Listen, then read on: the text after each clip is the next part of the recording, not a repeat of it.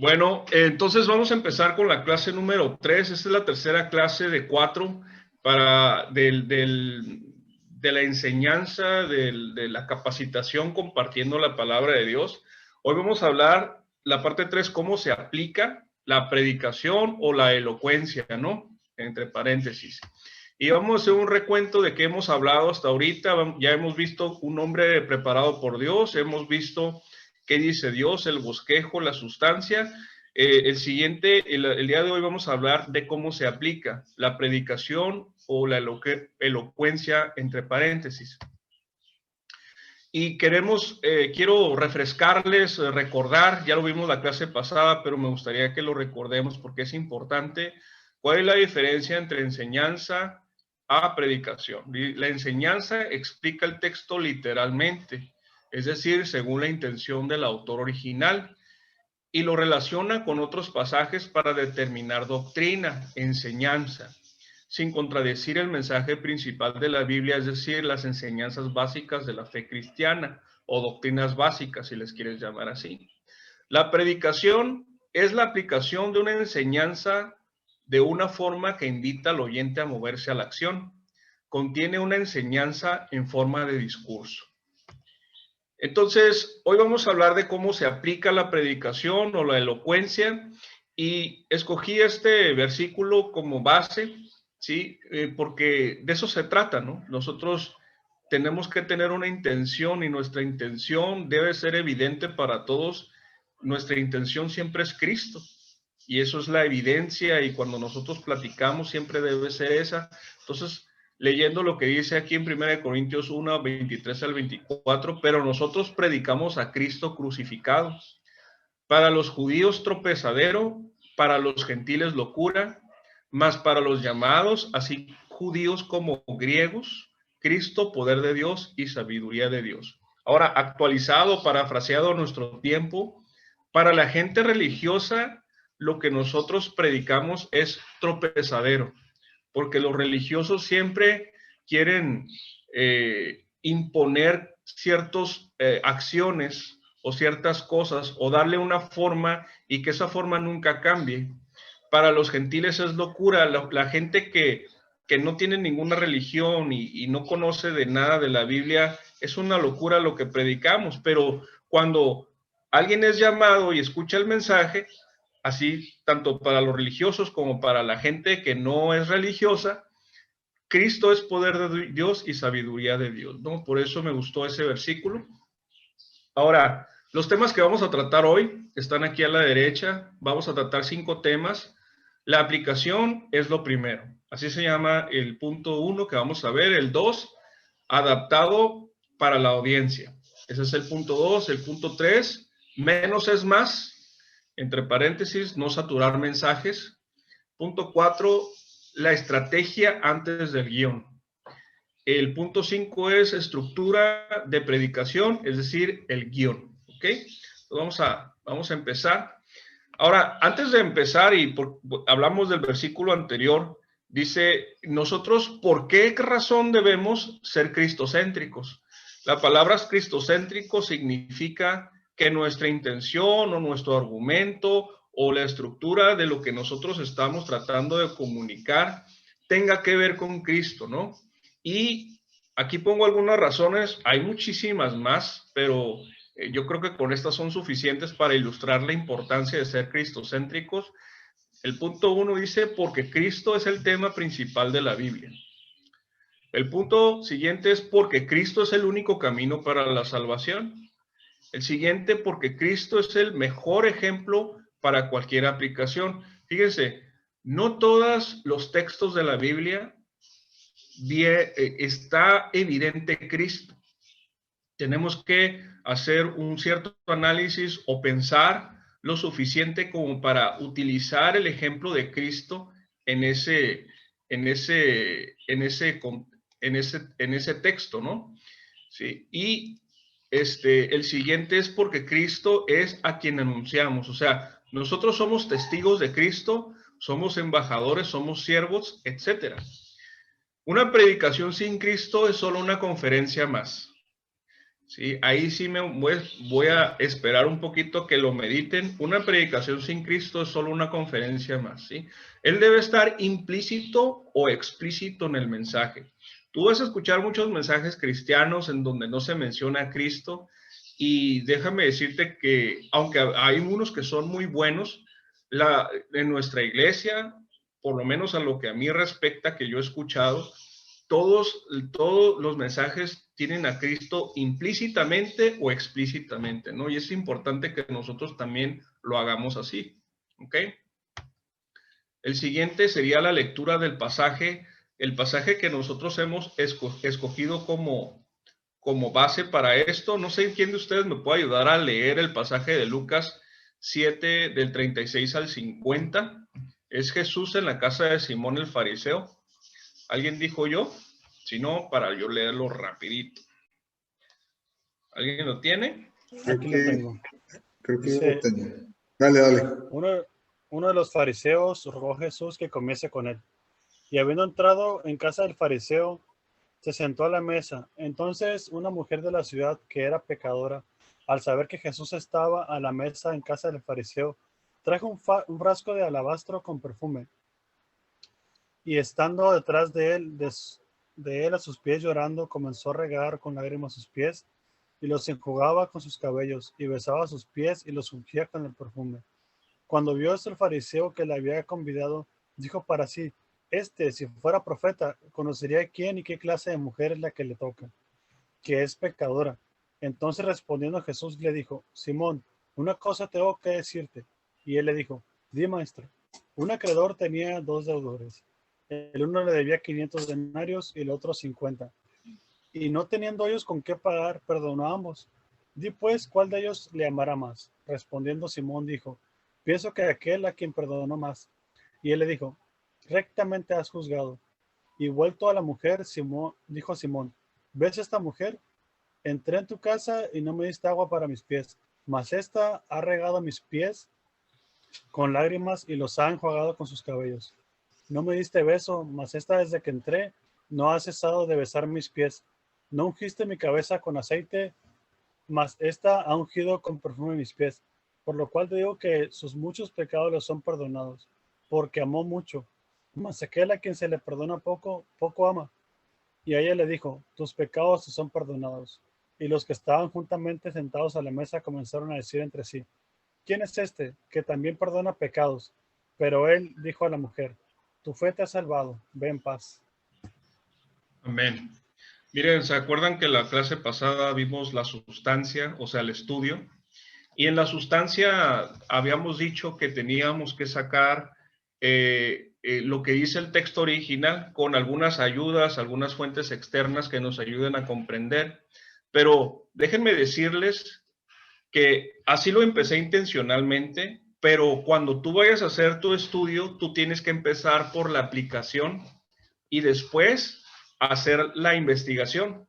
¿Por qué? Porque la aplicación te va a determinar cómo vas a utilizar el mensaje, ¿ok?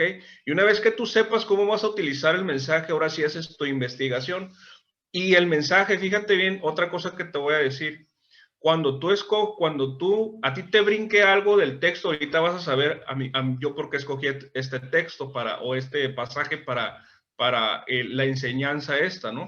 Cuando a ti te brinque algo del texto, ¿sí? Tú lo empiezas a meditar y analizar e instintivamente, dependiendo de qué tan ejercitado estés en una o en la otra cosa, vas a saber qué dice el texto o cuál es el sentido del autor original, y también vas a saber cuál es la aplicación que se le da a ese texto, ¿no?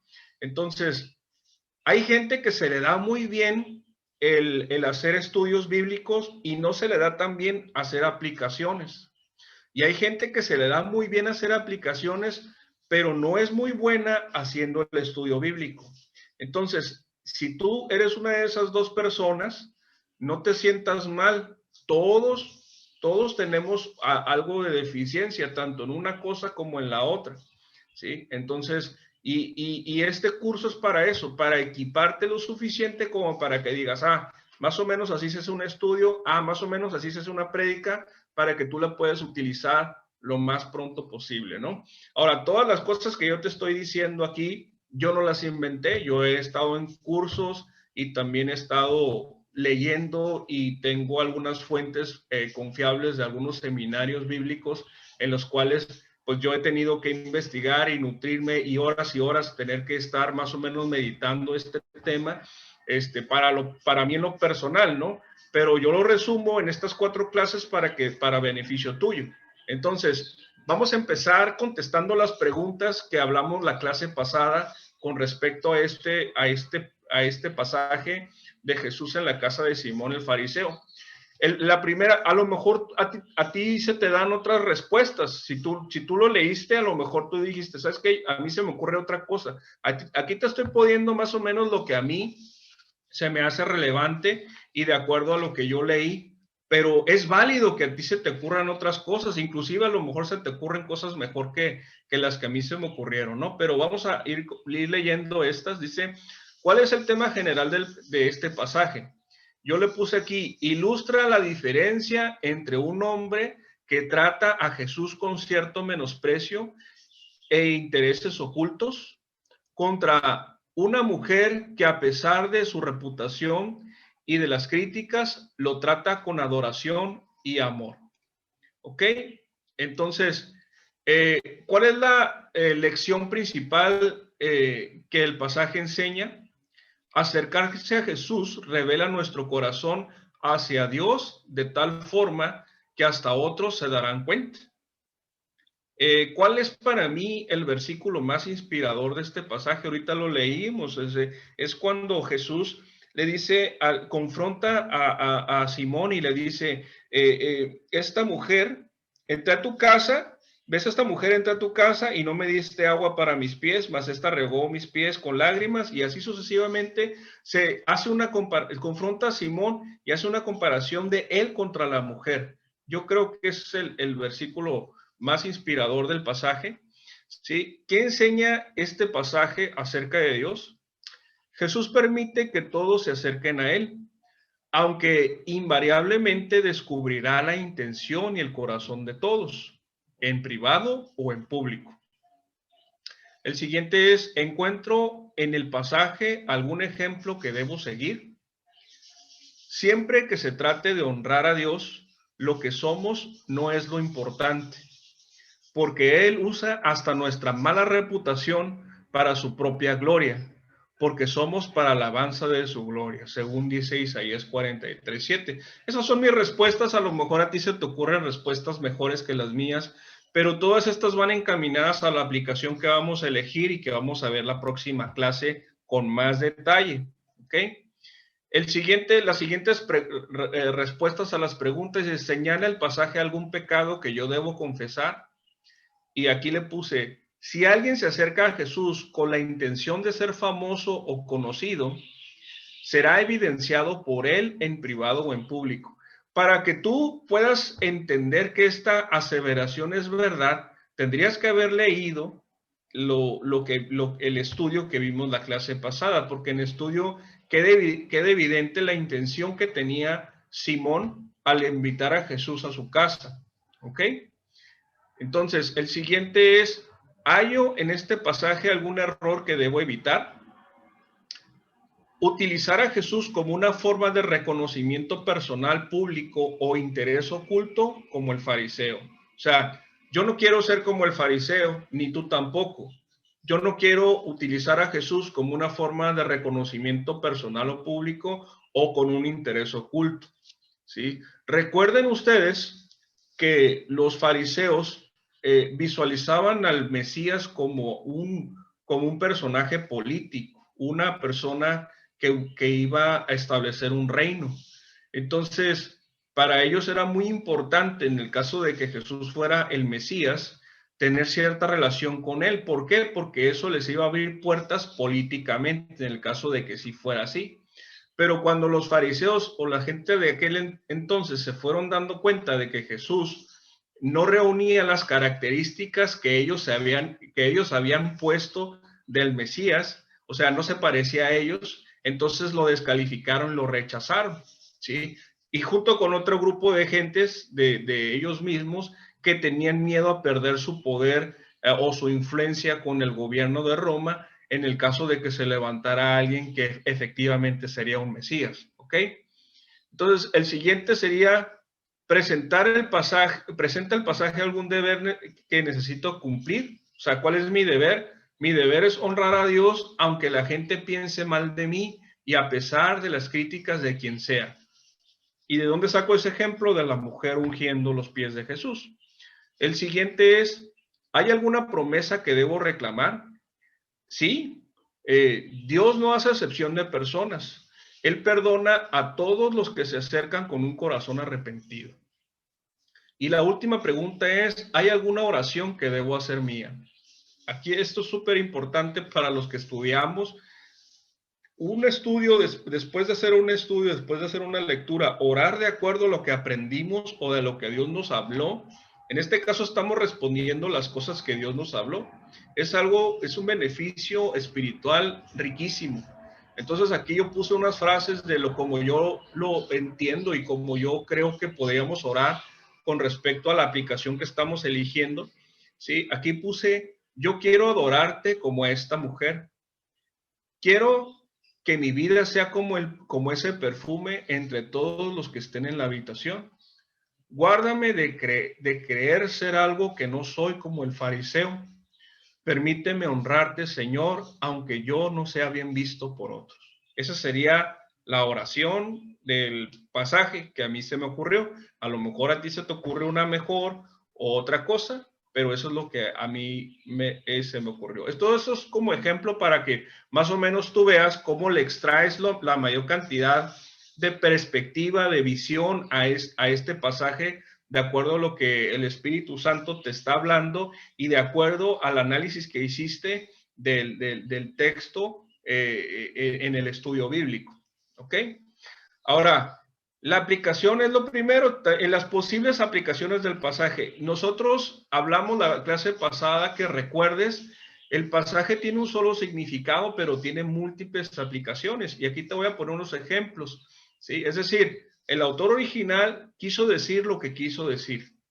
No le vamos a quitar ni poner a lo que quiso decir el autor original, pero nosotros le damos una aplicación a la enseñanza del autor original de tal forma que las personas puedan entender los principios de Dios de acuerdo a las verdades que están aquí. Es decir, el significado es el cimiento para la predicación.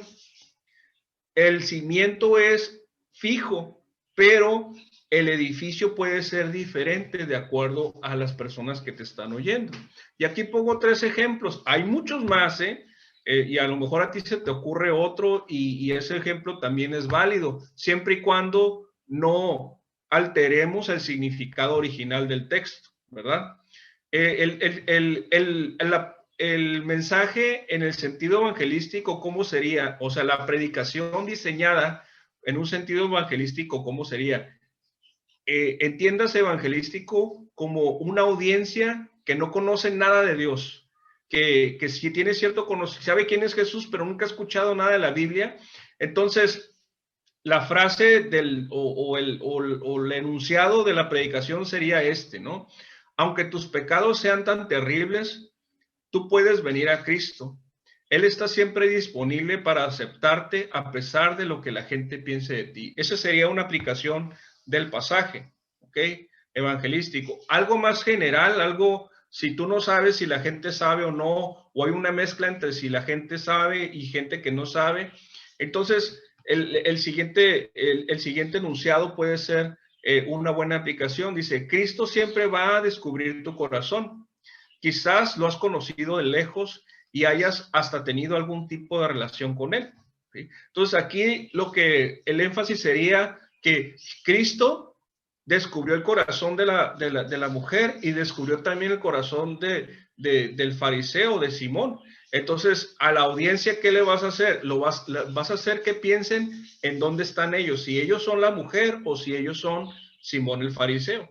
Y el siguiente es para nosotros que estamos aprendiendo cómo predicar la palabra. Dice, aquí ese es el enunciado, esa es la aplicación que yo escogí para este curso, ¿no? ¿Sí? Dice, no seas como el fariseo. no utilices a Cristo como una forma de reconocimiento público. Sé como la mujer que cuando hables de Cristo la gente reconozca que tú lo amas porque te perdonó mucho. Que tu predicación sea un perfume de adoración a Cristo. ¿Qué les parece esta aplicación?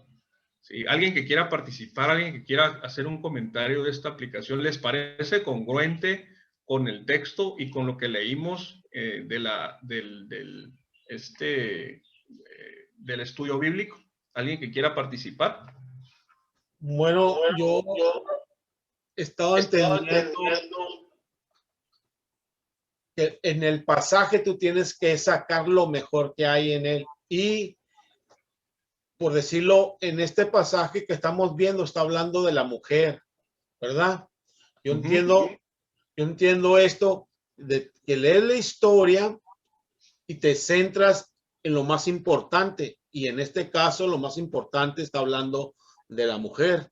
Y tú lo acabas de mencionar ahorita en estos ejemplos, ¿no? O sea, ¿de quién quieres tratar tú mejor hablar? Eso es lo que yo estoy entendiendo, para mí, Ok, qué bueno que comentas eso. Aquí tú agarras el texto, ¿sí? Y tú resaltas lo más importante de acuerdo a la audiencia a la cual vas a hablar, para que la audiencia reciba lo que Dios les quiere decir. ¿Por qué? Porque el predicador lo que hace es busca un alimento para la audiencia. Entonces, en este caso, yo no los estoy evangelizando a ustedes ya conocen de Cristo. Sería inútil, o sea, sería poco provechoso, más bien dicho, que yo les haga una predicación en donde diga que si tus pecados son tan terribles, tú puedes venir a Cristo y Él te va a perdonar. Entonces tú vas a decir, bueno, pues eso ya lo sé, ¿verdad? Entonces a lo mejor no sería tan provechoso para ti eso, ¿sí? Pero en el caso de nosotros que ya conocemos y que estamos trabajando en enseñar la palabra, en hablarle a otros, entonces el énfasis o la aplicación sería, ¿sí? No seas como el fariseo, sé como la mujer, porque la mujer predicó y también el fariseo. El fariseo que predicó, ya lo vamos a ver la próxima clase, más o menos cómo estaría estructurado. El fariseo predicó, mírenme, yo puedo hacer que Cristo venga a mi casa, ¿sí? Y yo soy importante, por eso Cristo está conmigo, ¿sí? Pero la mujer predicó el evangelio, ella se le postró a los pies a Jesús y le dijo a todo mundo que a pesar de su mala reputación, ella adoraba a Cristo. Entonces, nosotros tenemos que ser como la mujer. Esa sería la aplicación, ¿sí? Entonces, no sé si lo expliqué bien. Sí, yo estoy captando, no sé, ahí Edwin o alguien que esté más conectado ahí. Ok. ¿Alguien tiene otro comentario? Porque a partir de aquí en adelante, si todos estamos de acuerdo con esta aplicación, la próxima clase la vamos a expandir y nos vamos a meter bien en este rollo de cómo hacer esto ya como producto final, ¿no? A ver, alguien más que tenga un comentario de la aplicación que elegimos para nosotros.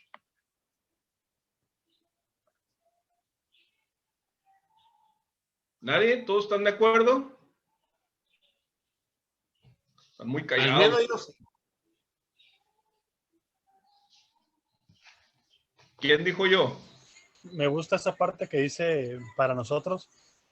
Se oye muy poético eso, que tu predicación sea como un perfume de adoración a Cristo. Y digo, wow. Sí. Fíjate que en la clase que viene, no te lo voy a adelantar un poquito, tú tienes que hablar fotografías para que la gente se imagine algo. Si tú puedes hacer que la gente se imagine algo, entonces tú puedes hacer que las personas entiendan más claramente el punto al cual quieres llegar. ¿Sí? Entonces, no es como que, sí, a lo mejor sí tiene que ver con algo poético, pero es intencional y a lo mejor ustedes que conocen a gente que predica, ustedes entienden que hay gente que se les da muy bien el ilustrarnos una fotografía sin necesidad nosotros nos hace que nos imaginemos cosas y eso es algo muy bueno para alguien que está enseñando, ¿ok? Entonces vamos a continuar, ¿sí? Adaptado para la audiencia. Vamos a ver qué estrategias Pablo usaba para captar a su audiencia, ¿no? Y vamos a leer aquí lo que dice 1 Corintios 9, 19 al 23. Fíjense que aquí yo le puse, fíjate, para ganar una vez, para ganar 2 veces, para ganar 3 veces, para ganar 4 veces, para ganar 5 veces. Y al último remata con el propósito general del por qué dice para ganar, ¿verdad? Entonces, aquí lo que Pablo nos está diciendo, ¿sí? Es qué hacía él para ganar. ¿Sí? Y vamos a leerlo, ¿no? Dice 1 Corintios 9, 19 al 23. Por lo cual, siendo libre de todos, me he hecho siervo de todos para ganar a mayor número. Me he hecho a los judíos como judío para ganar a los judíos. A los que están sujetos a la ley, aunque yo no estoy sujeto a la ley, como sujeto a la ley, para ganar a los que están sujetos a la ley. A los que están sin ley, como si yo estuviera sin ley, no estando yo sin ley de Dios, sino bajo la ley de Cristo, para ganar a los que están sin ley. Me he hecho débil a los débiles para ganar a los débiles. A todos me he hecho de todo para que de todos modos salve a algunos. Y esto hago por causa del evangelio para hacerme copartícipe de él. Ahora, algo que precisar y que no se malentienda, no significa que Pablo era un hipocritón, ¿verdad? No significa que Pablo se disfrazaba de judío y luego se disfrazaba de alguien que no tiene ley y luego alguien que alguien que está sin ley o alguien débil. Lo que significa es que él se adentraba tanto a la manera de pensar de ellos que los podía comprender, ¿sí? En el caso de nosotros, de pronto que vamos ahí al centro, vamos al centro de rehabilitación, algunos de nosotros ya tuvimos una experiencia con las adicciones, de tal forma que nosotros nos hacemos y nos identificamos con ellos para ganarlos, ¿verdad? Entonces, no siendo nosotros quizás no sinceros, somos sinceros cuando lo hacemos, pero los podemos entender. Y ahorita, si ustedes ven, por ejemplo, el patrón de conducta de Pablo en el libro de los Hechos, él siempre entendía la cultura del lugar en donde estaba. Y a partir de lo que ellos sabían, él empezaba a predicar. A eso se refiere este pasaje, ¿sí? Nosotros siempre tenemos que empezar a partir de lo que la gente sabe, para que a partir de ahí la gente no pierda el hilo. Pero si tú empiezas partiendo de lo que la gente no sabe, pues la gente se va a perder y no va a saber qué onda, ¿verdad? Entonces, vamos a leer poquito aquí lo que dice a la derecha. Dice, todas las personas tratan instintivamente, ahí dice indistintivamente, pero le quise decir instintivamente, de instinto, de reflejo, de tener un juicio de tu carácter y toman un tiempo en decidir si vale la pena escucharte o no, ¿ok? A los primeros minutos que tú tienes de hablar, la gente rápidamente está tratando de evaluar si vale la pena escucharte o no. Entonces, los primeros minutos de un mensaje son cruciales y en la próxima clase vamos a ver algunos temas de eso, pero son cruciales los primeros minutos porque si no pierdes toda la atención y pues de qué sirve que estés hablando y si la gente ya no te está poniendo atención, ¿no? Y aquí puse 2 ejemplos, hay más en la Biblia, ¿sí? Pero Pablo adapta su mensaje a partir del conocimiento que tenía de su audiencia. Aquí pongo la prédica que Pablo le testificó a Agripa y a Fausto en el libro de los Hechos y apela al conocimiento que tienen ellos del judaísmo. Porque Pablo no le habla igual a Agripa y a Fausto que le habla a los filósofos en Atenas. Entonces, siempre Pablo inicia a partir de lo que la gente ya sabe. Y eso es algo súper importante cuando tú vas a dar un mensaje. Tienes que empezar de lo que la gente ya sabe. ¿Por qué? Porque corres el riesgo de hacer sentir a la gente como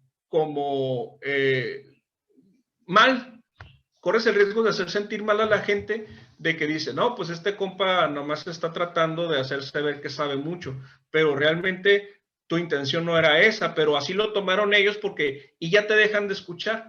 Entonces, Pablo no hacía eso. Pablo empezaba desde ahí y de ahí construía un mensaje, ¿no? ¿Sí? A ellos les dice, apela al conocimiento del judaísmo para hablarles de Cristo, y a los filósofos les habla del Dios no conocido, ¿sí? Ahí se los puse para que lo estudien en su momento. No lo vamos a leer porque no hay tiempo. El siguiente punto es la naturalidad. Dice, siempre se va a notar si consideras importante lo que hablas, pero sé natural. Si tú piensas que es importante lo que estás diciendo, la gente lo va a detectar instintivamente. Pero no debes de hacerte el importante, ni tampoco el menos importante, sino tienes un mensaje que dar, y el mensaje, la importancia, la gente la va a captar instintivamente y va a tratar de poner atención. ¿Ok? El lenguaje usa palabras que se entiendan o explica su significado. Si usas una palabra que sabes que probablemente otra gente no la vaya a entender, no te veas, se ve raro y se ve mal que no le expliques. Y si no sabes explicar la palabra, mejor usa otra que sabes que la gente la va a entender mejor, ¿sí? Las posturas, el lenguaje corporal dice mucho. Tu lenguaje corporal habla de, está también diciendo un mensaje, el lenguaje corporal. El lenguaje corporal dice si estás preocupado, si estás animado, si estás triste, todo eso, ¿no? Lo dice. No es malo que la gente detecte que estás nervioso, no es malo, ¿sí? Con el tiempo se te va a ir quitando. Pero sí, la gente sí detecta cuando tienes otro mensaje, pues, o sea, traes otra intención. Entonces eso es algo que hay que cuidar, ¿sí? Y tú sabes de lo que te estoy hablando, no quiero ahondar mucho en eso, porque tú como espectador lo experimentas todo el tiempo, ¿no? ¿Sí? Evitar faltas de respeto y comentarios imprudentes, ¿ok? Entonces, hay que ser serios, hay que respetar a la gente. Cuando vamos a hablar de cosas fuertes, hay que utilizar un lenguaje que se entienda, pero que no sea irrespetuoso, ¿ok? Yo creo que eso es básico, ¿no? Y la presentación personal, a veces estás entre amigos y pues puedes ir en tenis y todo ese rollo, o si sabes que puedes ir vestido de cierta forma, te vas vestido de cierta forma, no pasa nada, ¿no? No creas que Pablo andaba de tacuche, predicando todo eso, ¿eh? Y yo creo que Pablo traía sus tenis y traía una mochila y ahí andaba, ¿no? Aparte él hacía tiendas, ¿no? Entonces a lo mejor llegaba medio sucio de hacer sus tiendas y a andar predicando, o la gente llegaba ya a su taller y ahí les predicaba. Entonces, no te creas que sí es extremadamente importante eso, pero es importante comentarlo, ¿no? El siguiente punto, menos es más, ¿sí? No saturar el mensaje. Fíjate lo que dice aquí. Dado que entendemos nuestra temible responsabilidad ante el Señor, temible responsabilidad, ¿sí? Nosotros tenemos que utilizar la palabra bien y tenemos el temor del Señor. Por eso hacemos una buena investigación y una buena aplicación. Trabajamos con esmero para persuadir a otros. Dios sabe que somos sinceros y espero que ustedes también lo sepan, ¿sí? Es decir, Pablo no se esconde.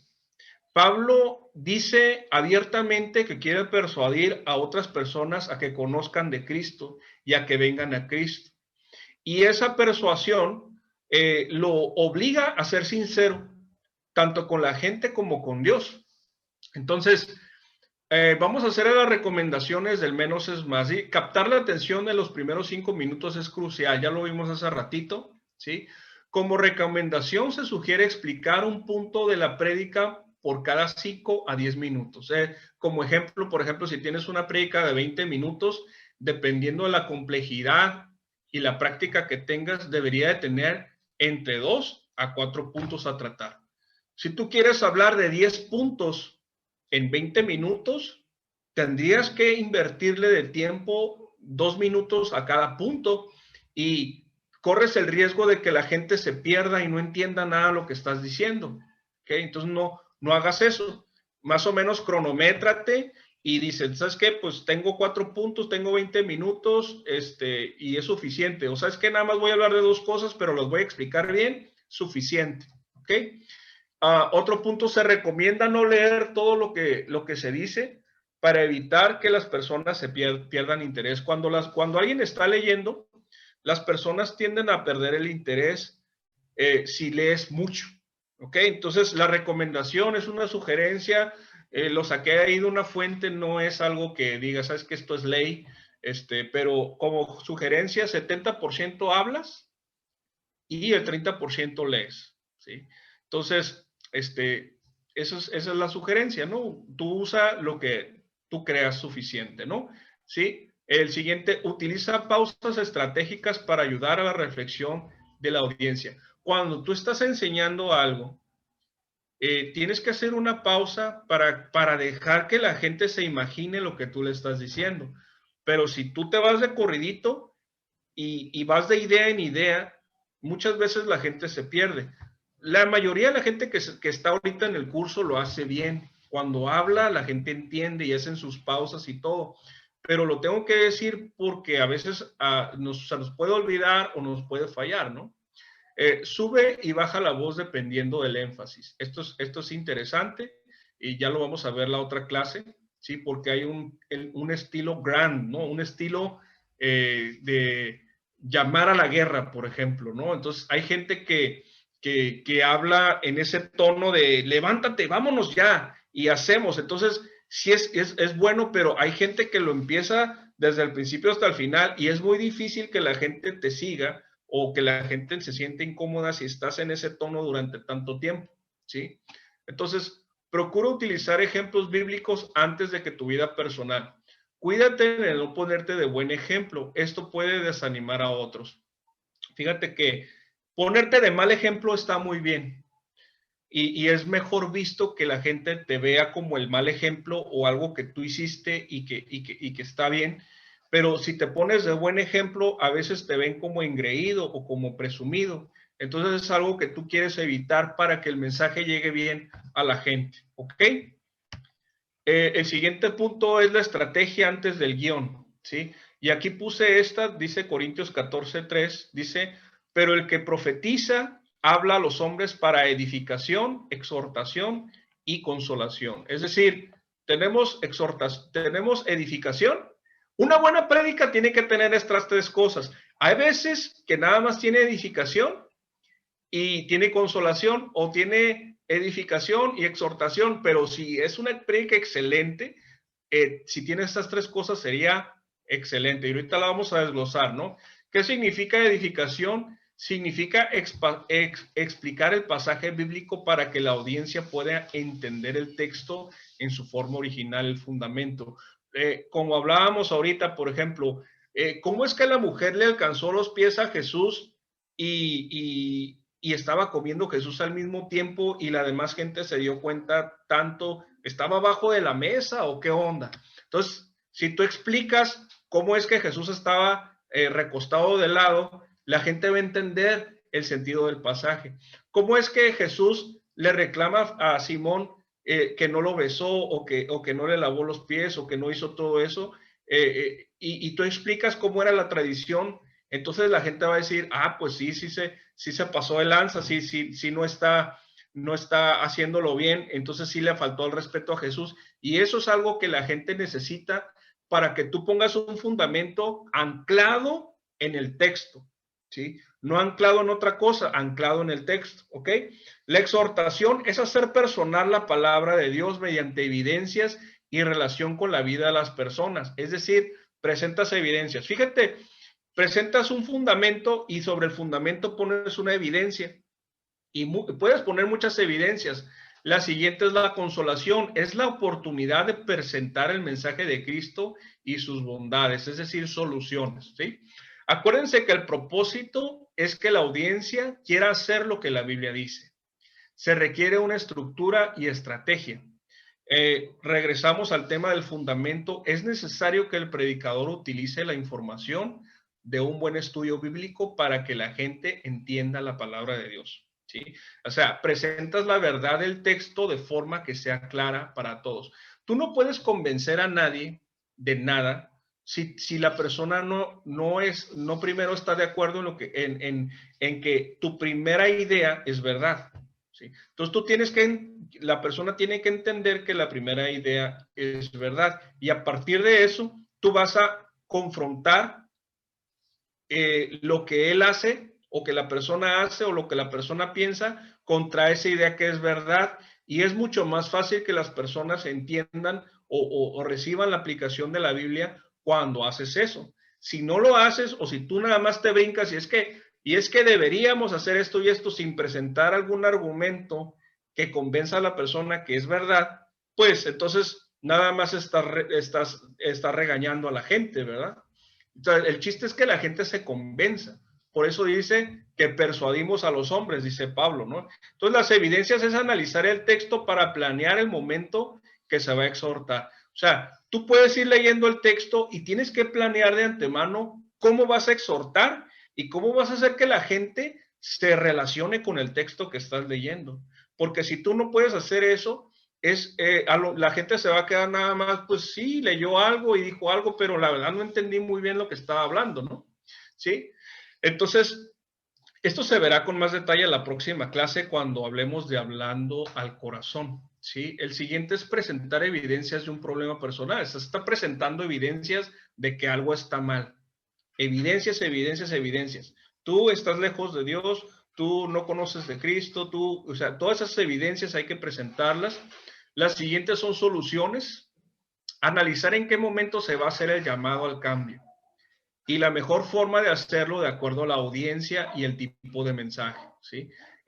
Después de presentar la evidencia de que las personas no están en lo correcto, tienes que presentar la solución. Pues si tú no presentas la solución y nada más dejas las evidencias, la gente se va a quedar triste. O la gente pues va a decir, pues sí, pues nomás nos vino a regañar. Entonces, es fundamento, evidencias y soluciones. Entonces, presentar soluciones al problema personal. ¿Ok? Entonces, vamos a la siguiente. Y esta es la última diapositiva. Esto es una estructura de predicación. Vamos a utilizar esta estructura para la próxima clase. Agarrar el texto que leímos y darle un sentido y darle más o menos una estructura que ustedes puedan ver y decir, ah, pues así se hace, o haces una idea de cómo se hace, ¿no? Entonces, primero tenemos que orar. Es importantísimo orar porque la gente, cuando nosotros oramos, la gente sabe que no dependemos de nosotros mismos y sabe que tenemos la necesidad de que Dios nos ayude en todo. Porque si nos brincamos esto, pues la gente dice, bueno, pues me está hablando por su propia cuenta o qué onda, o sea, o qué rollo, ¿no? El siguiente es el saludo. Se puede intercambiar con el punto 1, o sea, primero saludar y después hacer la oración, pero siempre tenemos que saludar a la audiencia. Cuando las personas se sienten que tú los reconoces, que tú estás ahí y todo ese tema, hay que hacer el saludo sincero, la gente se predispone más a escucharte, ¿verdad? Y el siguiente es razones para escuchar. Esto es opcional dependiendo del mensaje. Hay mensajes que si tú no dices por qué es importante que escuchen ese mensaje, la gente se puede perder. Entonces tú le das una razón para que la gente escuche el mensaje, entonces ellos van a poner atención. Por lo menos los primeros 5 minutos los vas a tener atentos y ya depende de ti cómo los vayas llevando, ¿verdad? Y el siguiente punto es la credibilidad del expositor. Esto es opcional y se tiene que usar con precaución. Por ejemplo, si voy a hablar yo con gente que tuvo problemas de adicción, mi credibilidad es que yo ya tuve una adicción y yo salí de eso. Entonces la gente dice, ah, ok, entonces yo sí lo voy a escuchar porque él tuvo una adicción y ya salió de eso.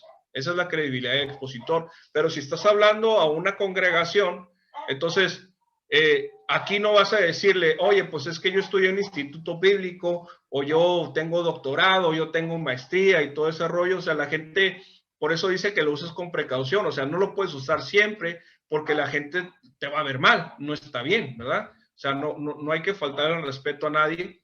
Entonces es eso, ¿no? Credibilidad del expositor. Y luego aquí pongo 2 opciones de estructura, 2 estilos.